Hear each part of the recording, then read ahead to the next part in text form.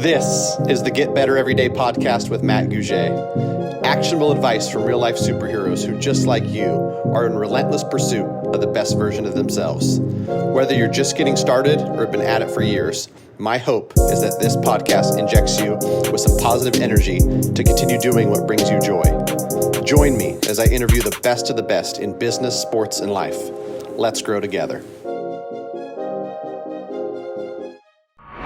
All right, another episode of the Get Better Everyday podcast. I got my buddy Jason Frazier on here, excited to talk about what 2023 is going to bring, how we're both going to get better every day, and hopefully we can help you get better every day. So stay tuned. There's going to be some good stuff.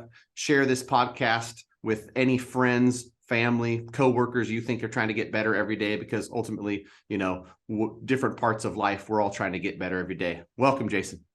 Hey, Matt, thanks for having me, man. And you know what? Share this with anyone that has a pulse, because it's going to be fire. It's going to be good info. It's going to be fun. So just get it out there. I love the vibe, and let's have some fun. For sure. Yeah. I keep coming across different people, man. And it's, all kinds of forms and fashion of get better every day. But, at the end of the day, growing feels good. Getting better feels good. And, I want to share some of that feel good. So let's start with, who is Jason Frazier, for those who don't know you, maybe a little bit about, what you're up to now, but where it all started and what's happened along the way.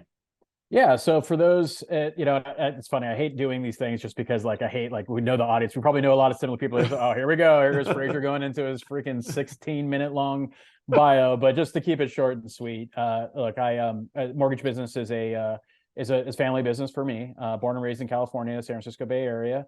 We were talking before we went on air. I used to work up in SAC where Matt's at, and so yeah, I've been in the business, or at least born into the business, and but I didn't join it until 2009. Prior to that, I worked in technology startups, venture capital. I'm an engineer by trade. So I'm a technologist, and that's kind of how my business went. I used to work for Peter Thiel and some of the PayPal mafia down there in Silicon Valley in the Bay Area. And in 2009, I joined the family business as a consultant in the beginning, because I took a sabbatical, made a lot of money, didn't need to work, but it got bored pretty quick, and so I became a consultant. And the family business at that time, 2009, in the mortgage industry, if you think about dated tech, that was where it was at, and my family's business was no different. So I had to come in there and basically just redesign everything, because they wanted to be more modern, and they wanted to do something different. They saw what was beginning with Quicken and everything else, and so they knew that they saw the future, and they wanted someone that could help them usher that in from a technology standpoint. And then I got into marketing in 2016, just out of necessity.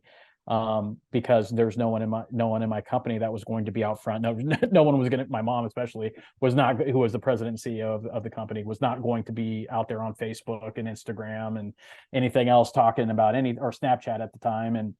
And so I took on that mantle and learned from some of the best, including Gary Vaynerchuck, who, I kind of credit as being like the one person that started me on the path that I am, continuing today. And then from that time, I've worked on mostly on the retail side, worked on the wholesale side as a consultant, worked with some of the, bigs, UWM, HomePoint, Caliber, AFR, some other organizations. I prefer the wholesale side, nothing against my retail family, but the broker community is fun, and it's more entrepreneurial, and less it is going to sound bad, but less structure, right? There's structure there, don't get me wrong, but it's just everyone's not dialed no one's not robotic sitting in a cubicle and this is what they have to do every single day, right? It's a little bit more free will, a little bit more creative, just a little bit more different. And then so now I've planted my flag here with my good friend Andrew Pollock at Leadpops, and so I'm the EVP of Growth there, and started that full time in October of last year, and now I'm just we're excited to evolve, and so this quarter is going to be especially fun for me at Leadpops, and definitely for our clients, because we're going to do a lot of new cool and fun things to help them win business. Cool, man. Well, yeah, I followed you and your journey and all the cool stuff you've been up to over the last decade, and been a customer of leadpops for probably 5 or 6 years. Great company that does great stuff.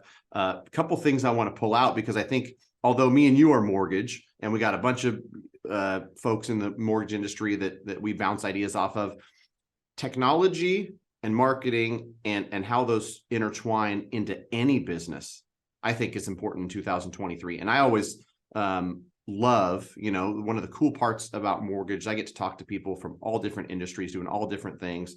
One day I might be talking to someone who's making $200,000 a month selling yoga pants online. And the next day I'm talking to, somebody in a totally different industry. But I think that it's something that's really important for everybody, no matter what you're trying to do, with regards to business, whether it's entrepreneurial or whether it's, you're working for somebody else, is this shift towards technology. And, I'm 42, so I'm not like my kids are, or maybe some of the younger generation that like absolutely positively just it's been ingrained in their life since the day they were born, right? Like I remember pagers, and I remember how crazy it was to have a cell phone at those times. But now one of the favorite phrases I hear is high tech and high touch, right? Even in an industry like mortgage, where you want high level advising, you want a professional advising, you don't want it all to be automated. But the average home buyer, and a big segment of the home buyers, they've gotten used to technology. They like the ease of technology. And so you've got to have the technology pieces that they're asking for and they want to make the mortgage process easier, make, buying a, box of protein shakes online, yoga pant, whatever it is, right? Like whatever business you're in, there's got to be this integration. So I'd love to hear from you, because you're essentially the integrator. And that, when I look at you, I think about a guy who's, ingrained in technology and marketing, and those two things work in congruence with, the human being and the experience that's there on advising. So maybe talk to me about the evolution that you've seen over the last decade. And it could be mortgage related, or it could be just in general with the consumer, who at the end of the day, no matter what business you're in, you're trying to create a great client experience and appease the consumer. So if the consumer says, I want to use technology, I'd like to have these things that make this process easier. If you're in a business that's innovating and doing those things, you win. If you're not, you slowly die. It's as simple as that. So what are your thoughts on that? Yeah, no, it's a great question. I think one of the things that has made me as effective is because I am an engineer. So like, there's very few marketers that can do what and I think me enough that I'm not like a beating my chest sort of guy, but I think what I'm blessed with is having an engineer background, because I could do everything from A to Z, right? From a technology, because there's some marketers out there that can't build out like a Zapier integration between a CRM and a form, and then put that into a spreadsheet, and then have that spreadsheet trigger something else, and then connect all those dots together, but also write the copy of the email, write the subject line of the email, do the graphic in the, just do everything. I'm a full stack marketer. So I think that's my superpower, because you are right. The kind of the lines have blurred between like marketing and technology, and it happened at the right time for me, because there's a lot of people that only knew how to do one piece of it, but couldn't figure out how to do anything else, or at least had to hire someone. So you ended up having like 5 or 6 people that really only needed one person that just kind of knew how to do technology well, and then knew how to do marketing, and then put those pieces together. But from a business standpoint, like for me, I could care less about marketing and mortgage or marketing and technology as it relates to mortgage, because at the end of the day, all I care about is consumerism, right? And then to your point, what are they getting everywhere else, right? So what does a modern consumer look like in today's world, right? And looking at today, and then looking at where their life was a decade ago. And I also looked at historical trends, and looking at like, for an example, look at Uber and Lyft, right? It's an easy thing to go to, because pretty much it's hard pressed to find someone that either has never used an Uber or Lyft, or has heard of them, right? I think pretty much, everyone in our country knows what that is. But you look at a taxi cab industry, a service industry, just like ours, that's been around for, since the dawn of the 20th century, right? and looking at it at an industry they created, right? That was their category. They were the kings of that. They owned that. Within a 4-year period, they went from being an 82% market share when it came, and the only way you can really look at stats is really from business travel. From business travel, taxi cabs being an 82% market share in less than 4 years to being less than 10% in an industry that they created and owned. And so it just gives you an example of like what I look for when it comes to consumerism and habits. And that all relates to like Uber and Lyft was one part experience, one part technology, right? And marketing involved in that too, to attract those customers. And so when you look at the culmination of business and technology to that standpoint, you look at it where it's everywhere, where it's DoorDash, right? Uber Eats, Grubhub. You go to the, we just went to Whole Foods yesterday, right? And so you got Amazon Prime in there. And so you're connecting your phone, you're scanning your phone.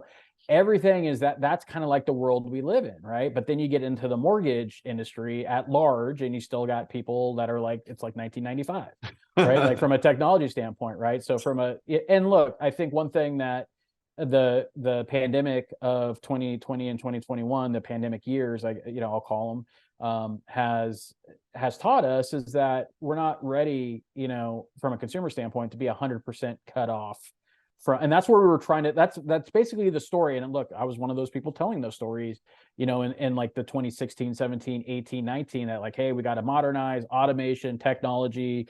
People don't want to talk to people anymore. And I think what the last 2 years or 3 years have taught us is that people aren't ready to cut human contact off completely. Now that's obviously to the extreme of being like locked in your house. So a lot of it had to play in it, but when people had to deal with technology solely, right? Like Zoom calls, and like that was the only way you were connecting with anyone or even allowed to connect with people. You weren't on airplanes, you weren't traveling, you weren't staying at hotels, you were on phone calls, wherever. So you're kind of forced into having that human interaction again. So to me, and even back then, I would say like what I've learned is two things. One is that the most human company is going to win, because you still got to have that humanity. And number two is that you have to use technology in the right circumstances. What I've seen in our industry and others is that people are automating the human experience out of it, and you're going to eventually automate yourself out of a job, because you got to understand that like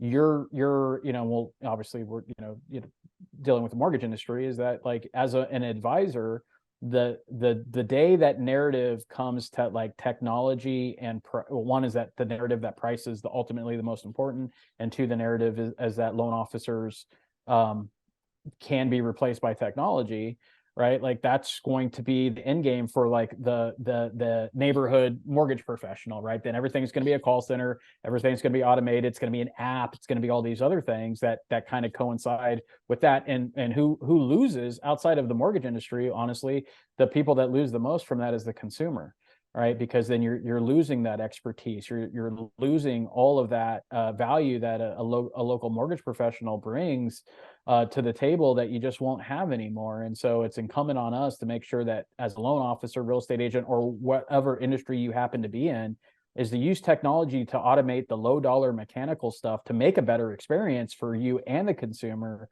But don't ever try to take and this is where I think a lot of loan officers have failed, is they've tried to take themselves completely out of the business. And if they've taken themselves completely out of the business, then they're completely out of the business. Right. And so, and I think that's where we kind of need to tighten the reins on it. And I think that's the loan officers, real estate, and all business professionals, entrepreneurs, whatever, the people that can find that right mix of technology, marketing, but still keep that human element, are the ones that are really, really going to be really going to come out ahead and have the benefit of a market like 2023 and beyond. Right. Yeah, I totally agree with that too. And I remember, a conference from 5+ years ago where, the argument was like, hey, there's all these online brokerages for managing your wealth and your money. Yep. And people still want a financial advisor, a person to advise them. They don't want to just, plug their life savings into a machine and have everything automated. They want someone sitting across from them just saying, hey, I've walked this path with 1,000 clients. Here's what I think for your situation, based on where you're trying to go, is the right way. And, so even, adapting technology for how the client views it and how the client can manage it. Like the human being still sits in the seat as an advisor. I see mortgage in a similar sense, and me and my team, I'm constantly having the conversation that, where are we specifically adding value? Because if it's just online application, upload your docs online, answer questions that are on a form, and then a pre-approval gets spit out, and then you go get in contract. If you're not needed, then get ready to start looking for another job, right? Exactly. But if with this information and with a series of questions, how long are you going to be in the house? Is this going to be, a future rental property? Do you plan on, refinancing in the next 3 to 5 years? What are your financial goals? What's a comfortable monthly payment? All these things that make it to where there's 9 trillion different scenarios that can be presented.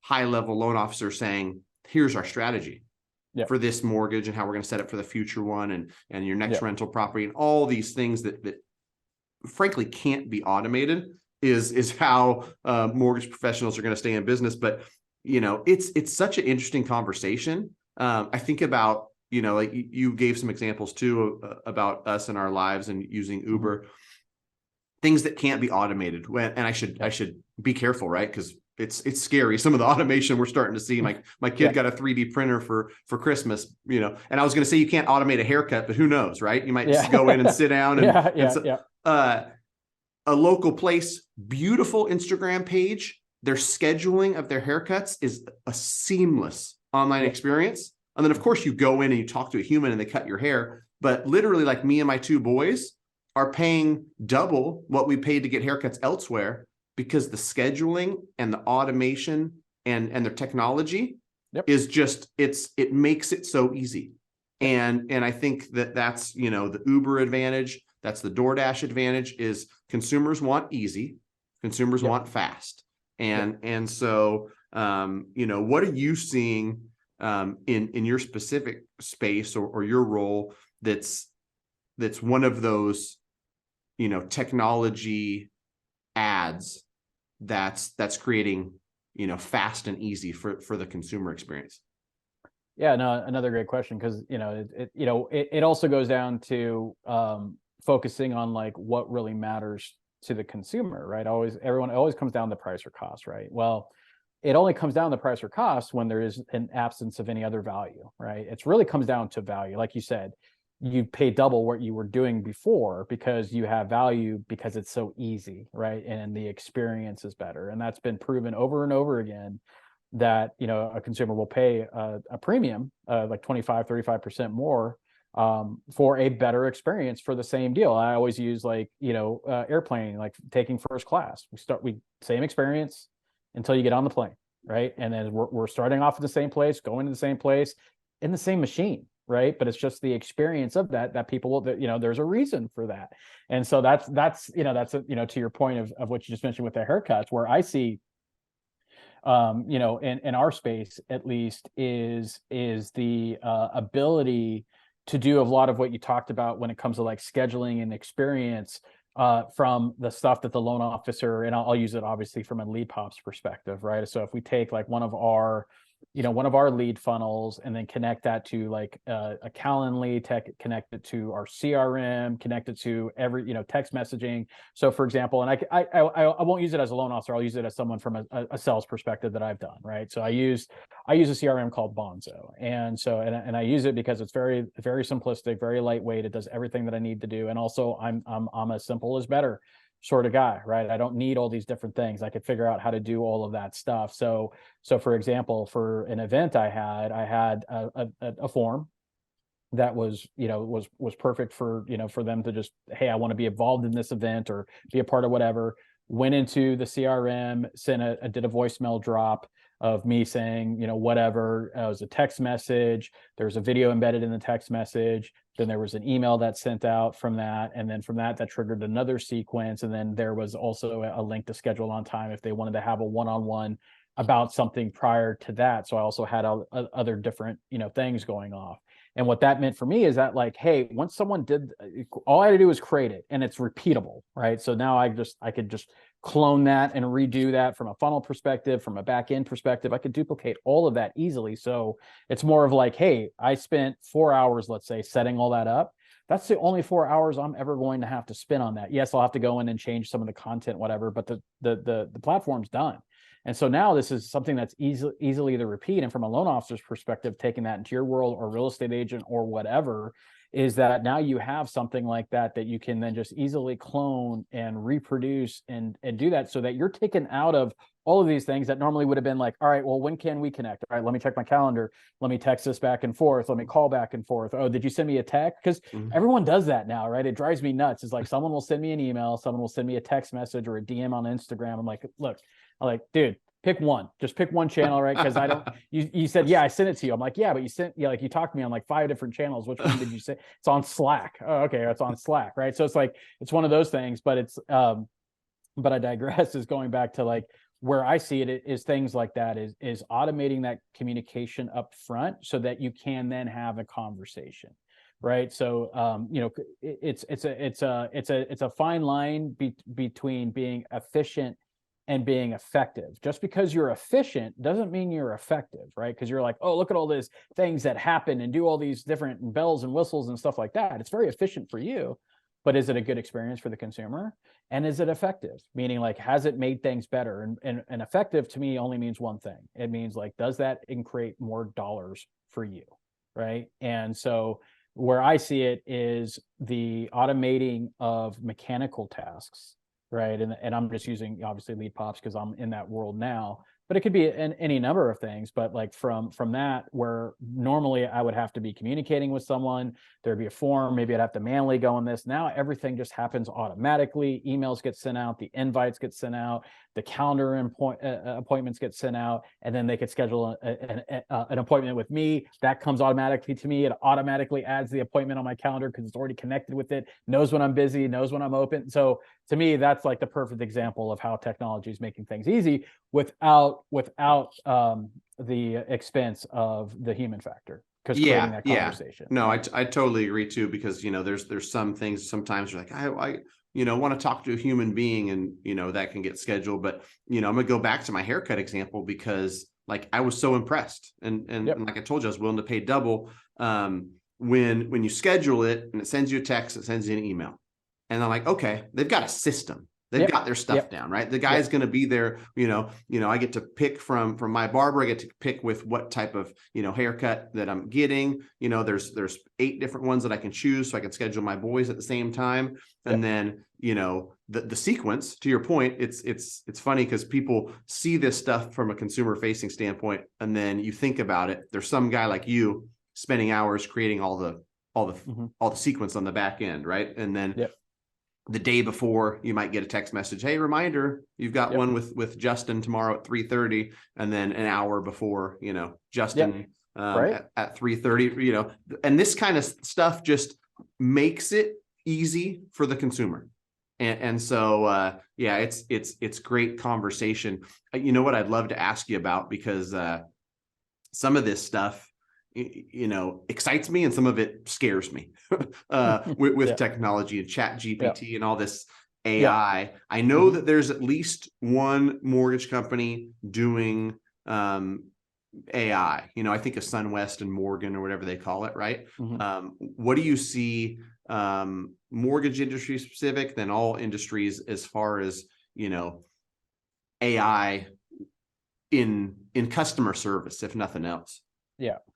Yeah, that's a great question. You know, because look, and then you also got to discern the difference between true AI as opposed to what we commonly refer as to AI. Because like true AI is it learns, right? It's machine learning, right? So it learns from certain responses, whatever, and then it can update and do different things, right?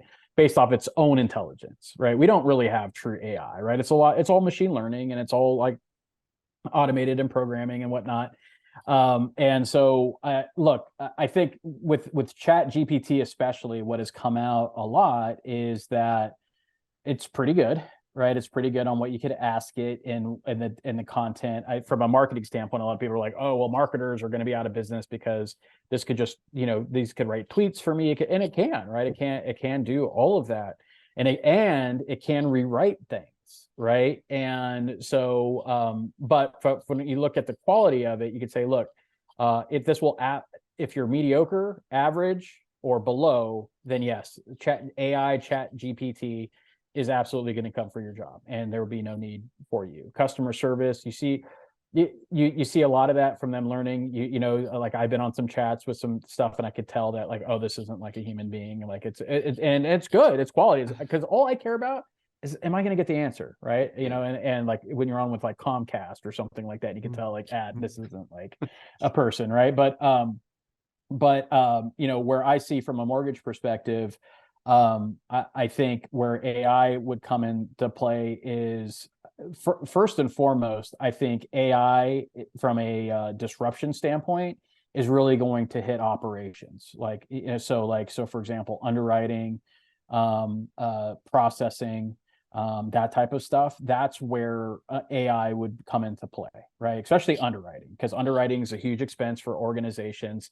And not to take away from the expertise of an underwriter. Now, expert underwriters, like top of their class, there's always going to be needed. There's always going to need to be some sort of second look, second sight, sort of human element on top of that. Just like you do in regular, right? You have like junior underwriters or just like decent underwriters, and then you always have like the underwriting manager or some others that are kind of doing that second look of those files, right? Especially on like like GBE, USDA, VA, that stuff that are a little bit more not vanilla, a paper conventional, right? So it just takes a little bit more acumen to understand that stuff. But that's where AI is really going to have the disruption, is in the back office first, in my opinion. And it's honestly where it should, because that's where next to LO comp, the biggest expense that people have when it comes to margin compression is going to be your operations and fulfillment, right? So like that's going to be where that expense is, and where AI could really come into play and look at someone's income, taxes, and all that other stuff, to say, okay, like this is what it's just like with what we have with DU, right? Remember before DU even existed. And so now you have a little bit of an example of that. You still need underwriters, but there's, you need DU too, right? And then just where does that go? And then from a sales perspective, again, like, hey, the call center loan officers, the ones that are just kind of reading from scripts and don't really know anything about the market or business and can't really advise consumers, like those ones are the ones that AI can easily replace, because at the end of the day, they're just answering questions, right? It's just pitch and catch. Right. But for those of you like yourself and others that are actually like in the business, having conversations and can advise them based off of your past experiences and your expertise of what makes sense. And we see the post in groups all the time about like, hey, I have like, these are not like an easy scenario that an AI is going to be able to figure out, right? So there's going to always be a need for something like that from a sales perspective of how I could work that out. But it would be great. But from you, what if you can then go and have like an AI like underwriter you put that scenario in, and they're like, all right, well, it's that, and then they could even like flag some things that they couldn't check or whatever, because there's a database of guidelines that they could go into. They're able to at least read them and interpret them the way that an underwriter would, as far as, because at the end of the day, it's just it's binary. Like it's like check, on or off, ones and zeros, and then because that's generally what a file is. And now sometimes you need to be a little bit creative on how to make it work and whatnot. But I think the mechanical and the again, mediocre, average, and below average, again, no judgment. It's just some, the world needs middleweights too. But like, it's just like those are the people that AI are going to have. That's where the AI is going to replace those. But for the experts and the true professionals, it's going to be a while off for that. Yeah. But I would say I would be shocked, because I've been seeing roadmaps the last 6 years on this stuff and talking with companies. It isn't an easy category to win over, but I would be shocked within the next, I would say, 3 years if we didn't have AI or machine learning take over a majority of that high expense operational tasks and workflow in the back office. Yeah. I mean, I agree with you too, where there's going to be entry level stuff that can be done, and then it goes to a supervisor, and to your point of hearing bots on the phone, whether it's a recruiting call from a company or whatever it is, that can be outsourced to another country, or that can be pure, AI, where I'm like, this is a machine talking to me, but it's, to your point, just a script. I mean, you can pay a human and have health coverage and an hourly rate to read off of a script, or you can just have a machine read off a script. And if, they get them from script to, yes, I need to talk to a human being, then why are we going to pay on one side when we get it for free on the other? What I want to pull out of that for listeners, which I agree with, is, entry level, where there's not true value being added, can be replaced by machines.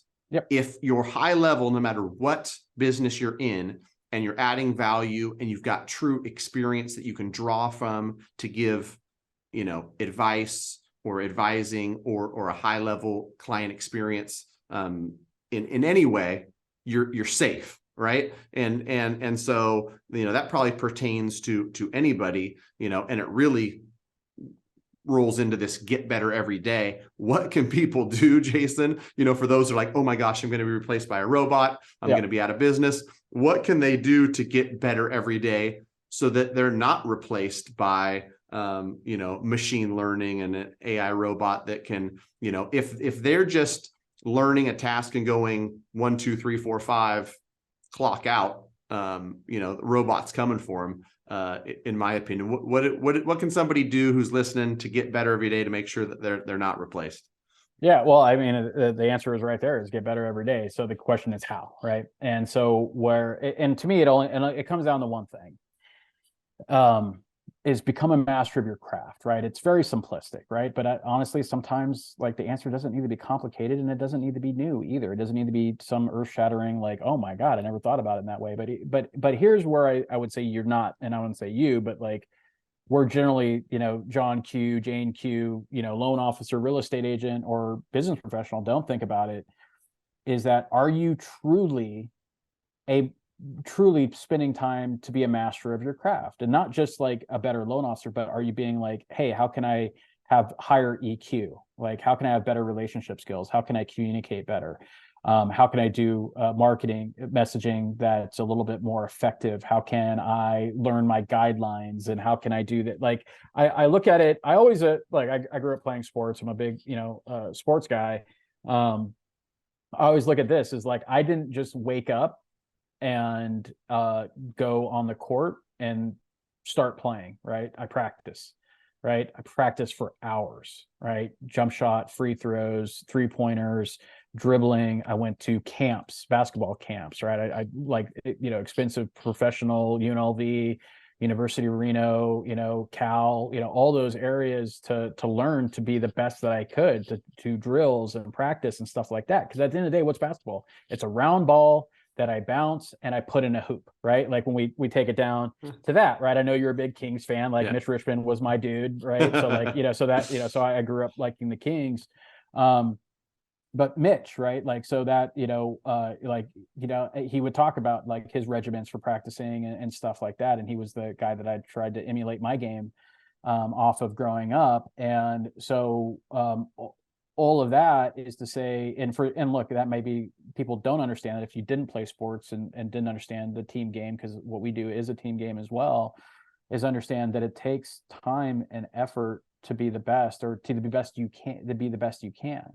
Right. And yes, I did have some natural talent, right? Because not everyone, some people, like, for example, I could practice all I want. I'm never going to be a quarterback in the NFL, right? Like I'm never going to be a D lineman, O line, like I could, no matter how many hours I spend in the gym or whatever, I'm not going to be that guy. Right. But when you do find an area where you do have some success or some natural ability or some a position to do something, then it's up to you to put in the hours to do that. And honestly, there's not a lot of loan officers that I know that do put in the time to read guidelines, right? To actually go in and understand what they're looking at on a credit report. Oh, that's a processor's job. To me, it's like, why would you not want to? This is why I'm a full stack marketer. I took time and effort to learn every facet of marketing that I could. Doesn't mean that I'm going to be the best expert at it, but at least I know enough about it to where I could speak intelligently and make decisions and enhancements and optimizations based off of my knowledge of those other areas. Just as a loan professional, real estate, or other business professional, you want to understand the whole assembly line so that you can be the best at what you do, understanding what happens next. right? And not put that off on someone else. So to me, it's like, treat your job as you would being like a professional athlete. As you practice, is that you spend time, and there is no non-negotiables for that, right? Unless you're Allen Iverson and you don't have to practice. But other than that, like, there is no non-negotiables for not doing that, right? Like, you have to, you go to practice, you have to do that. You show up on game time, you show up. And so just in our industry, and look, people are like, well, it sells, it's not the same. It's only not the same if you want to treat it that way. But to me, is like, if you've chosen to do anything, and I don't care whether you're bagging groceries, working at a bank, or what, or running a $1 billion company, is that if you've chosen to do whatever it is, why would you not choose to be the best at it? Right? Doesn't mean that you need to blow the walls off the place, but it just means that, like, you're putting in the time and effort to become a master of your craft. And look, I don't really ever see top professionals or top experts in any field, any vertical, no matter what market conditions are, have issues, right? They always find a place somewhere, whatever. Look, pay may get adjusted or whatever, but at the same time, like, when you're at the top of the game, like, people just don't get cut, right? People just don't lose their jobs. People just, when you're the top at what you're doing, and I guarantee you could always trace back someone that didn't to someone that did, and you could see that differentiator of, like, who is better at what they do, who is the master of knowledge and understanding of that craft, right? And who's getting better every day. I love the analogies, because I literally, like, as you're saying that, thought to myself, you know what, like, if you're playing a professional sport, these guys are relentlessly pursuing getting better every day, because it means, do I get a contract next year? Do I get a renewal? Right? And in professional life, people should be thinking the same, right? Yep. The thing that got me here isn't going to get me, the contract in 2023 and 2024. And as a business professional, what generated my business in 20 and 21 is likely going to be different from what generates me business in 2023. So I got to show up better, with referral partners, with the end consumer, with everybody. So that's a great place to end it, I think, with, getting better every day, sports and business, and a lot of us too are chasing goals around, health and family and everything. Man, I appreciate you coming on, taking some of your time today, man. Any parting words for everybody as they start out their 2023 and they're looking to get better every day? Look, it's going to be a tough market. We all know it's going to, like, and by tough market, meaning, like, it's going to be tougher than what you're, used to. And honestly, if you've been in the industry, less than, 3 years or 3 or less years, like, you've only known good times, right? You know what I mean? Despite last year, right? So what I would say is, look, there's a lot of opportunity in 2023 for the people that we just talked about, for the people that want to be the master of the craft, the people that aren't going to complain and hide and do ostrich time, people that are actually going to go for it and get better every day. Like, the world is your oyster, because so many people are going to retreat, retract, and replace. And for you, like, that is your opportunity. So I wouldn't look at 2023 as being a negative. I would look at it as being like, hey, these are the years that people talk about, is when I made my company, when I made my empire, when I made my name, when I made everything. The booms are made in the bust. And so that's your opportunity. So I look forward to that. Cool. All right. Thanks, man. Everybody who's watching, take this as an opportunity, no matter, what field you're in or what you're pursuing, to get better every day. Thanks.